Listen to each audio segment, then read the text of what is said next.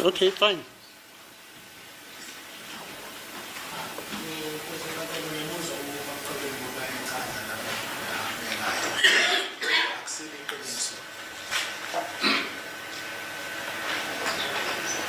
My Lord, Mr. Bulu says he heard what Mr.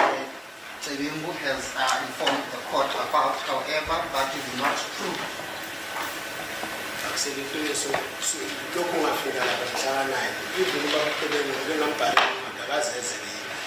says there was since arrival there on the 9th.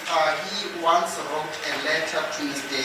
Tebimbu, and Mr. Tebimbu, he never came to him, no, he never visited him. ngaze bayokhuluma nabe-jigs laba be-jigs abuyibona basikhulumela enjena phakathi ngayocela ukuthi bangibhalele incwadi ukuthi abayokhuluma nabo bakucebeki ukuthi ngoba ngilaphana akufoniswa uma nje futhi angazi ukuthi ngizele lapha nesebenzi. And he even took it further to engage with the people from jigs. People from jigs, those are the people that they usually assist them or help them inside the prison. They pertaining to him having to write a letter. Bambhalela lo ncwadi nge-12 manginabo ngelokhu ngeyi-10 manginabo ngeyi-10. The accused person says he was with them on the 10th, and then they wrote that letter on the same date, on the 10th. He never replied, and he again spoke with. He again spoke with them again on the 14th.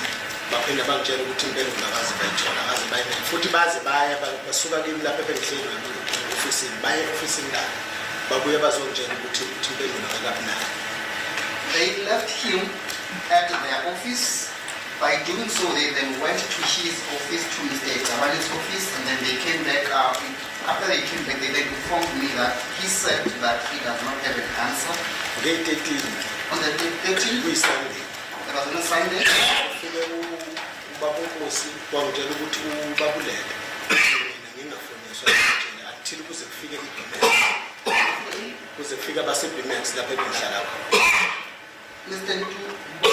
Mr. Kosi informed the accused person that Mr. Lefter has informed the accused person that he should not be in a communication up until the people from the BMX come.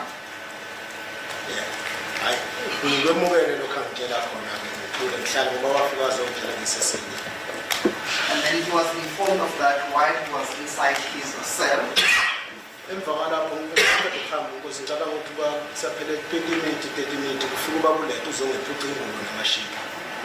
Then after that, within 20 to 30 minutes, Mr. Lefter, he came to take the blankets and the sheets from the accused person.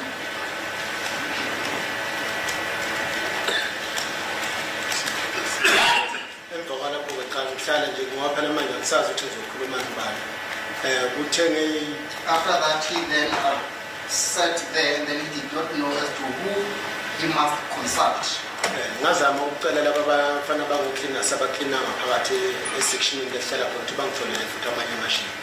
He said he tried to speak with the cleaners, the ones that usually cleans around the cells, to help him with the bed sheets.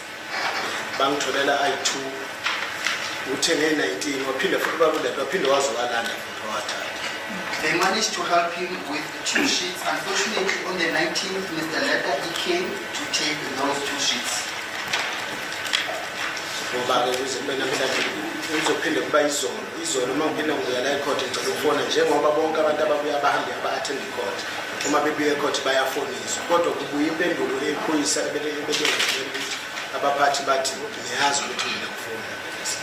Yesterday, after the court adjournment time, he went back to prison. As soon as he arrived at the prison, he asked to make a phone call.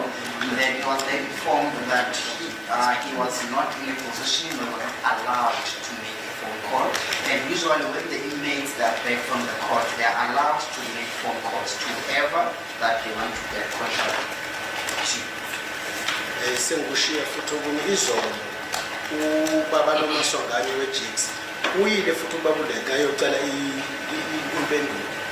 And lezi ncwadi besilokhu siyibhala ukuthi bakwazi ukuthi bakufonise nokuthi ngisuke lapha ngoba ngazi ukuthi ngizele nakhona bamnikeza amaphutha.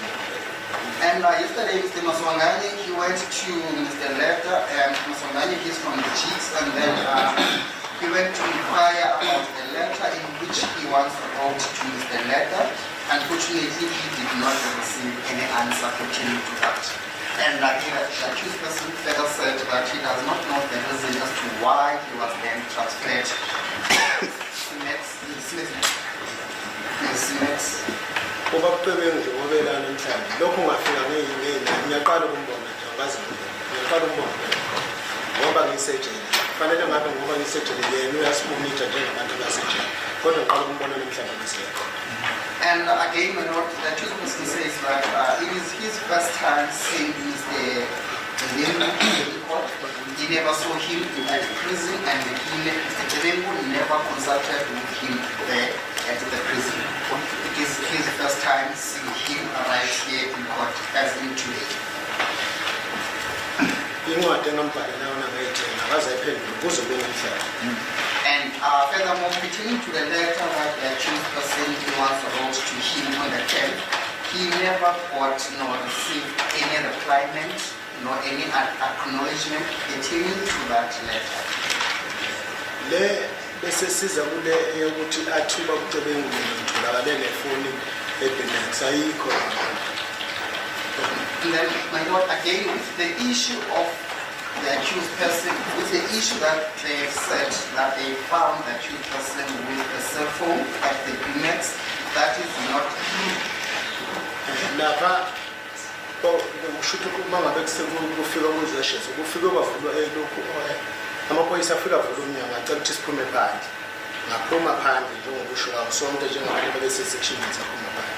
When the police came at the prison to conduct a search, they opened the security padlock gate or door, then they asked the accused person to go outside, and indeed he stepped outside just like any other prisoners. Isikhathi ngicabanga ukuthi kwangabo-10 ngoba beqeda kucisha amalathi wangakapheli 5 minutes 10 minutes beqeda kucisha amalathi bangena sometime later. Then the accused person says that he thinks it was just after 10, 5 minutes after 10 or so, because it was not long after the lights they were getting switched off. Soon after the lights were switched off, maybe after 5 minutes or so, they came in. Uma ngabe shuthi kuba uyiphoyisa leli lithi asibambe ubonda lengibambisa ubonda isession amanye amaphoyisa asesha abanye lapho sasina. Then the accused person was instructed to place his hands against the wall, even with other inmates. They were instructed to do so. By doing so, then the police then started to search around there. Iphoyisa leli lalingisesha maqedwe kungisesha lithi ayasingene ngaphakathi isession ngapha labuza iseyilani ngalikhomba ukuthi asingene isession ngaphakathi eseyilini. The police officer who was searching the accused person, he asked from him of his cell. He then pointed out the cell to the police officer. After he had pointed out his cell to the police officer, then the police officer then asked him to get inside the cell with him. Lasesha masesha kanjalo ngaphakathi kuqhamuka omunye baba ukuthi angimazi labo baba befaka into ezinyama ngobazi ukuthi ngibani. Then that police officer walked inside the accused person's cell. As he was there, he continued in searching inside that cell, and then one other police officer, he appeared, and then he was wearing black clothes, and he doesn't know the name of that police officer. Wabuza ukuthi iTV le ayifuthi eseyilini nginayo inqoyi permit ukuba nayo. He then asked pertaining to the TV that he discovered in his cell whether the accused person has a permit to have a TV in his cell. Ngamtshela ukuthi hayi iTV akuyona yami yesection shooting ngoba inesection nje ihamba ingena amaseli wonke. I then informed him that the TV does not belong to me, however it belongs to the section, and it goes from one cell to another cell. Wasethi impendulo ngitshela ukuthi ngoba anginayo incwadi njengamanje yale TV ucela ukuyithatha uzokwehla umuntu onencwadi ye-TV azoyilanda e-office phansi. He then informed the accused person that now that the accused person did not know, was not in a position of a permit for that TV. He then informed him that he will take the TV with him, and then the person who has a permit for that TV will then go downstairs to fetch it with a permit. He then took out the TV from the plug. He then gave it to the police officer. After doing so, the police officer then left.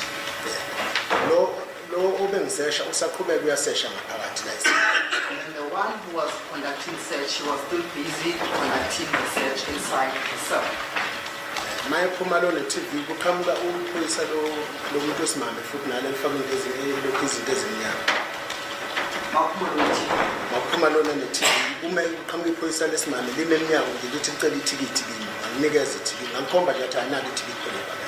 And then as the police officer, as he was exiting the cell holding the TV, another female police officer appeared. He then asked for a permit. What's a permit? Or he then asked for a jail ticket from the accused person.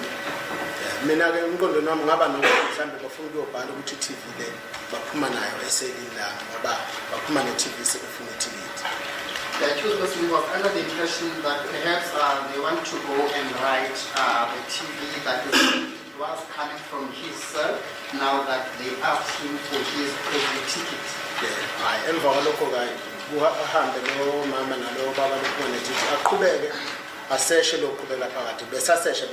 Then the police officer who asked for a prison ticket together with the one who went out with the TV, they then went away.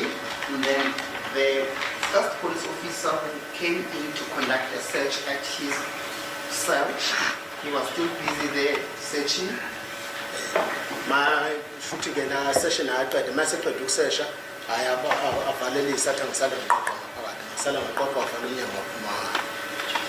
He proceeded in searching up until he was done. After he was done, he then said to him he was done searching, and then he released it. After saying so, he then locked it. Then the accused person remained behind. After he remained behind, he then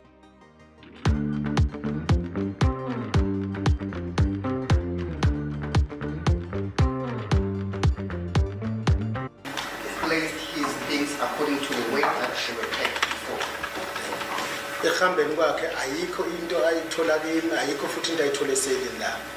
And that police officer was conducting a search in his cell. He never found anything in his possession, nor inside the cell in which the accused person was kept at.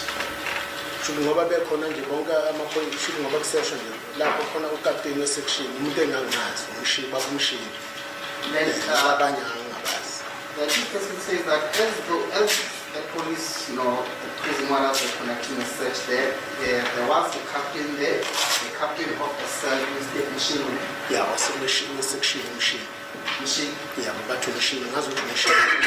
Then that person is referred to machine, and then he only knew him, he does not know others.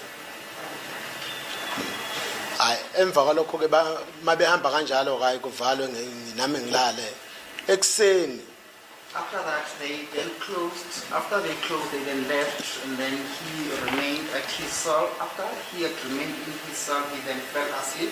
Then during the 8 hours of the morning, kufike kuvula amaphoyisa mayevula amaphoyisa ahamba nawo baba umshini uthi baba umshini pheka zonke impahla zakho. Then during the morning hours, Mr. Mshini together with other police officers, they came at his cell. They then opened his cell. After they were done opening there, they then informed him that he should pack all his belongings and leave. Mangibuza ukuthi ngiphekhe impahla zami ngiyaphi athi hayi kutholakala i-cellphone la izolo. He then asked them why must he pack all his belongings and leave. They then informed him that yesterday they have found a cell phone at his cell. Umbuzo wami ngubuyisela kubaba umshini ngithi awu baba umshini mawuthi kutholakala ifoni la izolo itholakale kuphi ngoba wena ubula izolo akazongitshela nge-cellphone. He then asked from Mr. Mshini, now that Mr. Mshini informed him that a cell phone was discovered in his cell, And then now that Mr. Mshini, yes, the previous night, during the time in which they were conducting a search, he was present. Why did he not inform Mr. Ntuli about the cell phone? Futhi nalabo buhamba nabo ebebesesha akekho umuntu oke wathi kimi uthola i-cellphone. And also other police members or prison members whom they were with Mr. Ntuli, they never informed him that they have discovered a cell phone in his cell. Impendulo yakhe wathi odiphumile u-area commissioner uthi angihambe nge-Simex namhlanje. He was then informed that the order was being issued from the area commissioner that he has to be transferred to Simex. Kwaba uhamba kwami kanjalo ke nge-Simex okunye angikwazi impela. That is how he was then transferred from there to Simex, and then he doesn't know as to how it happened. Ngoba iqiniso lokuthi kwathola le phone lapha alikho. Mina into eyenza ukuthi ngikhala ukuthi ijele liyangiplanta. Umuntu otholakala nefone utholakala nefone eSimex. Bona base-Simex bathi bakhipha lowo muntu eSimex bamlethe eBimex. Sebemswapha ngami bathatha mina bangifaka eSimex. Mana ngifuthu. Ngicela usudlala. Ifone ayikho ifone etholakala eBimex. Lokho kungamanga iphutha lelo.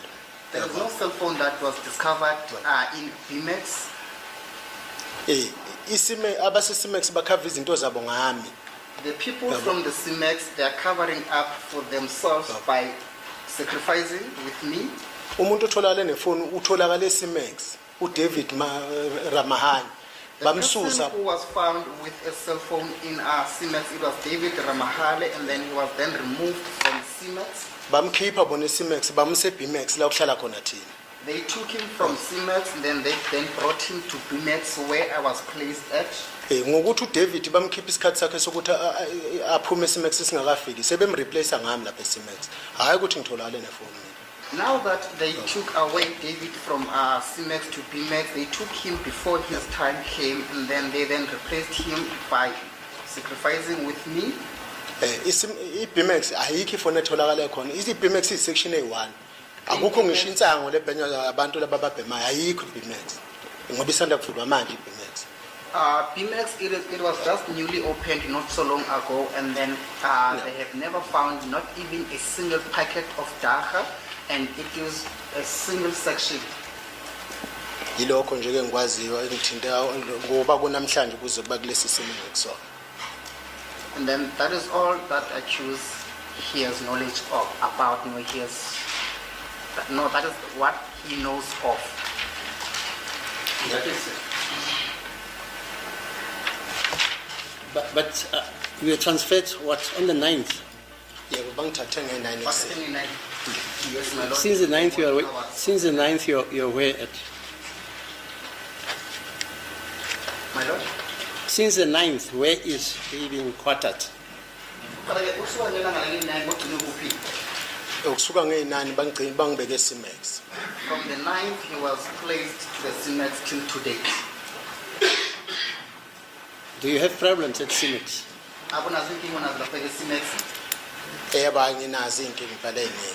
Yes, my lord, I do have quite a lot of challenges, no problems. What are they? Ngiyahlukumezeka lapha ukwesenkantolo ngoba ngisho ukuthi ngiyafika ngathathelwa ingubo nginqatshela ukufona. He is being tortured. They know that he mentioned that he is denied to make a cell phone or a telephone call, and then they took his blankets. Ngigeziswa ngamanzi abandayo. And then they make him to bath with cold water. Okay. With the other accused, your friends, where are they housed?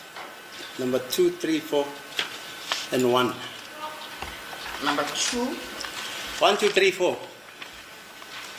If I start this way, you can't catch it. May I assist, my lord? Accused number 1 is not at Kgoshi-Mampuru prison. Yeah, where is he? He is at Morabi prison. Accused number 1? Yes. Right. Accused number 2 is not a sentence, he's not serving any form of sentence. Where is he? He's in waiting a trial list. He's at Kgoshi-Mampuru. Is he having problems also at Kgosimampur? No, Number two. maybe can be Mr. given the opportunity to explain Hello? himself. Yeah.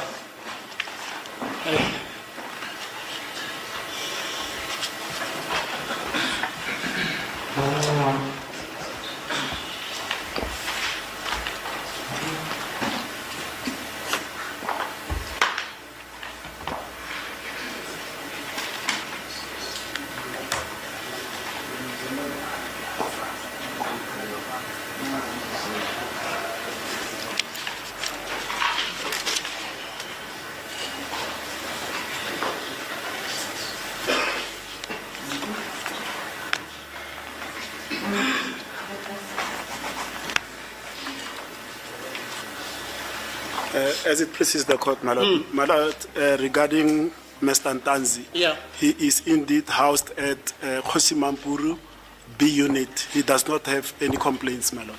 Is this where Kgosimampuru, awaiting trials? awaiting trial, yes, my lord.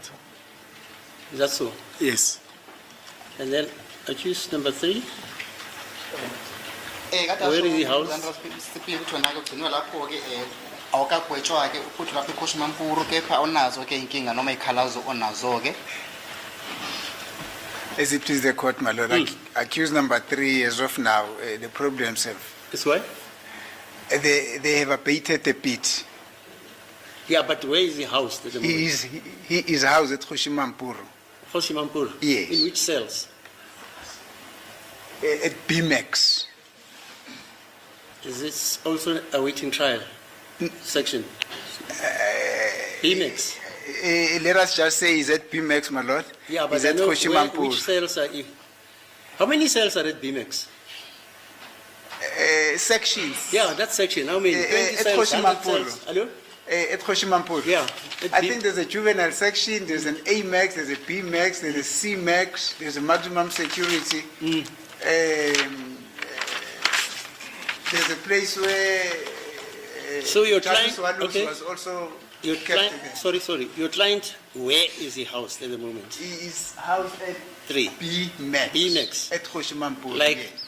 number 2, accused 2. Yes. They are housed together. No, they are not in the same cell. Yeah, same section. Yes.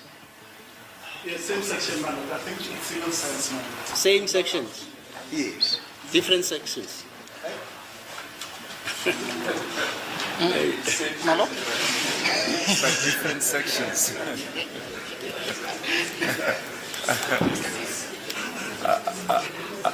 Accused number 2 is a house at what in the olden days they used to call it local prison, New Lock. You know. Yes. But accused number 3 is in a different section. It's at BMAX. My lord, apparently there's a difference between a B unit and a B max. So Mr. Ntanzi is at B unit and he does not see Mr. Ngube. They are not in the same section.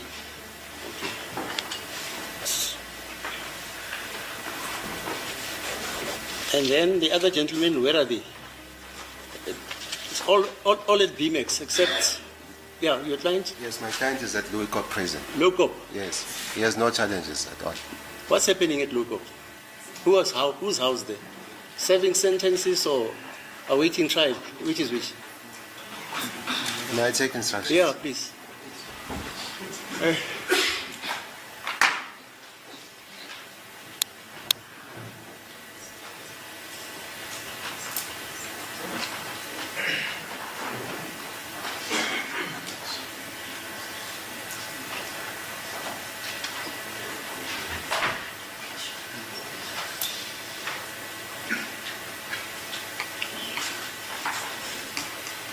He's at Louiscop prison, my lord. They're serving a sentence. Serving a sentence. Yes. Okay. So, it's Mr. Tansine? Ntuli, sorry, Ntuli. Where do you want to be housed? You must make a choice. I'm going to make an order. If you say you want to be in Cape Town, I'll make that order. Where do you want to be housed? Inkosi enkantolo kuyabuza ukuthi ngabe mhlawumbe ufuna ukuthi bagcine kuphike nendawo ngoba ke ithi mangabe ufisa ukuthi agcine la le eKapa ke angayenza ke incwadi le ukuthi agcine khona le eKapa manje kahle kahle ufuna ukuthi bagcine kuphike nendawo. Hayi mina bengicela ukuthi inkosi enkantolo ingibuyisele ejele engangisuka kulo vele luGobo ngoba ngangivele ngisuke luGobo. My Lord, Mr. Ntuli, he says that he would like the court to make an order that he must be taken back to Lowcop because of initially he was coming from Lowcop prison. Which section? Like ngaphansi kwesection iphike lapha. Ama section ehlukene lapha luGobo kune A kune B kune C ngangibeka noma yiphi kodwa nje maximum yakhona. Ufuna bakubeke maximum aseLuGobo? Yeah, ngoba vele ngibelonga kuyona maximum. He says he would like to be transferred back to Lowcop maximum. Where's Mr. Tadenge? The classification of Mr. Ntuli. Come. What is his classification? Status? He's a Maximum prison. maximum prison. My Lord. Yeah, I'm asking. Yeah, he's a maximum prison. So if he's at Lowcop, he will be at maximum prison. Correct, my Lord. How many inmates are at maximum prison? Do you mean in Lukop? I cannot tell how Yeah, many. you don't know. Okay, fine. Yes. But you're saying, Mr. Ngumalu, your client is also there. He is also there. He's at maximum also. Yes. Let him confirm. Baba Maphisi, inkosi enkantolo kuza kuwena ke mnumzana ukuthi ngabe use maximum eLuGobo. Yeah. Mnumzana. That is what he's saying, my Lord. Yes, my Lord, he confirms the same. Okay. So what would be the problem if accused number 5 is transferred to maximum? My Lord, Bathi kungaba yini ke inkinga uma ngabe komsola wesihlanu ke bemthatha bemtransfer bemmikisa ke eLuGobo maximum? if it is an order, my Lord, there's nothing that I can do. Athi ke ufakazi uma ngabe kuncwadi qhamuke enkantolo futhi egwinyiswe inkantolo akunalutho ke angalenza yena ke. And where is Mr. Leka stationed? Stationed in CMAX. And you are also at CMEX? I'm in CMAX, my Lord. Okay, fine. Bathi ngabe kuphi kumnumzana uLeta ke athi usebenzela kuphi kahle lapha eCMAX bathi wengabe wena phecelezi usebenza Who's kuphi the head of kahle the prison at Lowcop? ubani induna ephethe lapha eLuGobo umphathi wakhona kwejele? Yes, I think it's Mr. Zondo. Athi ucabanga ukuthi umnumzana uZondo. Just ask your client, Mr. Zondo, does he know Mr. Zondo? You know what I'm saying, Mr. Ngumalu?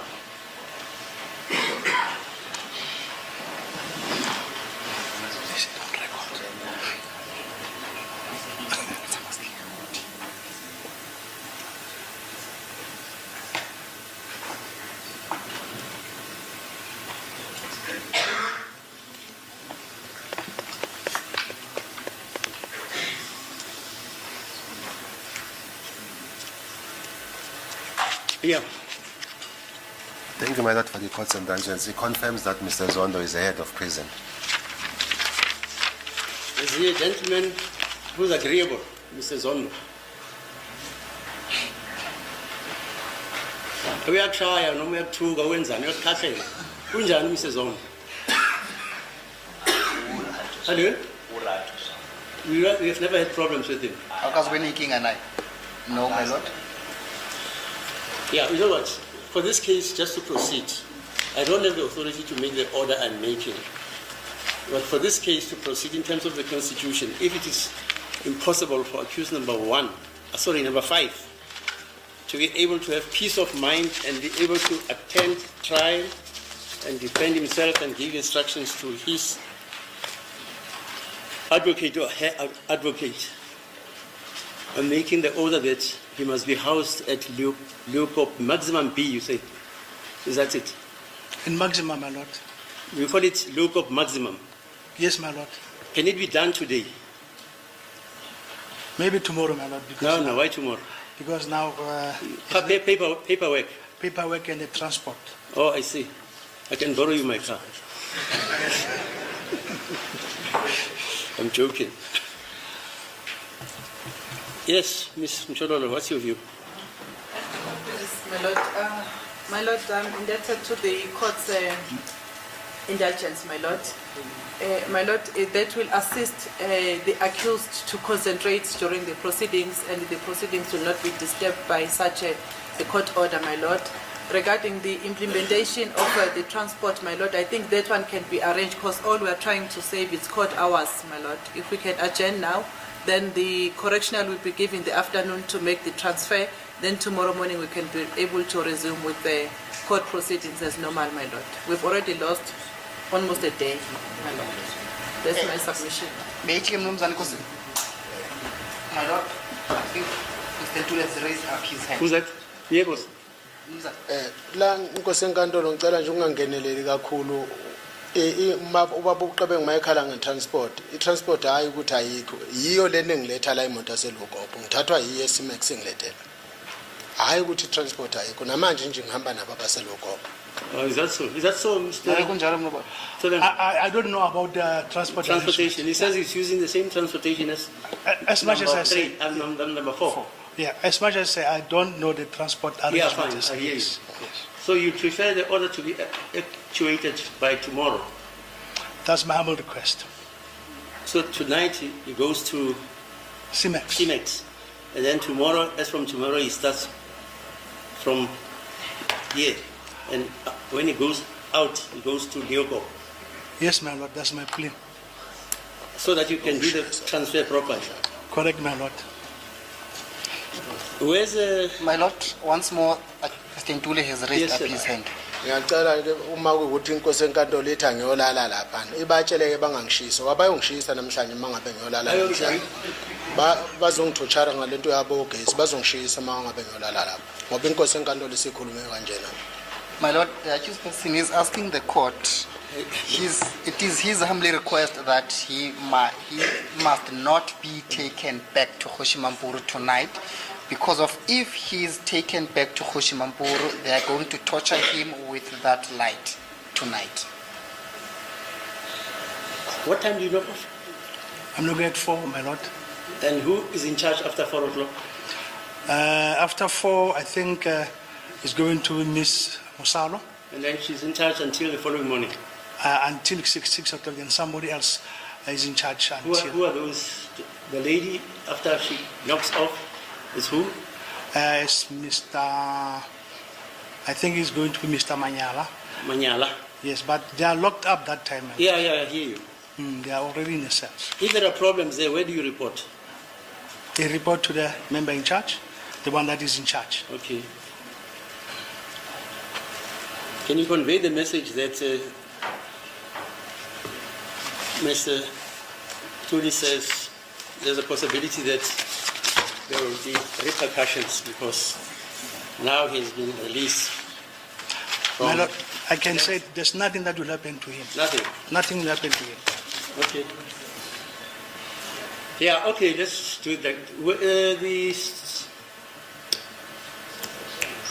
The superintendent, what's his name? Koza, is it? Who's in charge at Maximum? Or, In maximum Newcop, yeah, not Zon- local. Hoshimampur, boys, Hoshimampur. is Deputy Commissioner Koza. Koza, right? Yes, Your Honor. Yeah, so what must happen is Advocate Baloyi, together with you and Ms.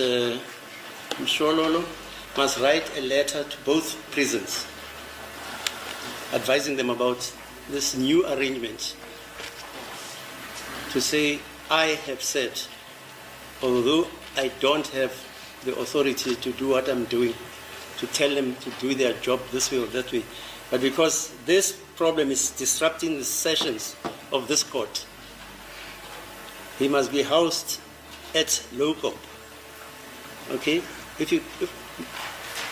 Mr. Baloyi, can you write the letters to both heads of the prisons?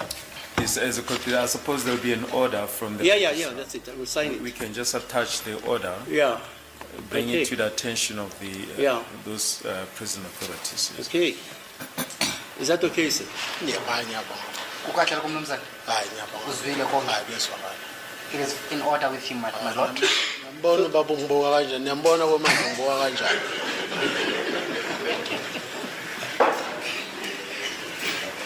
Thank you.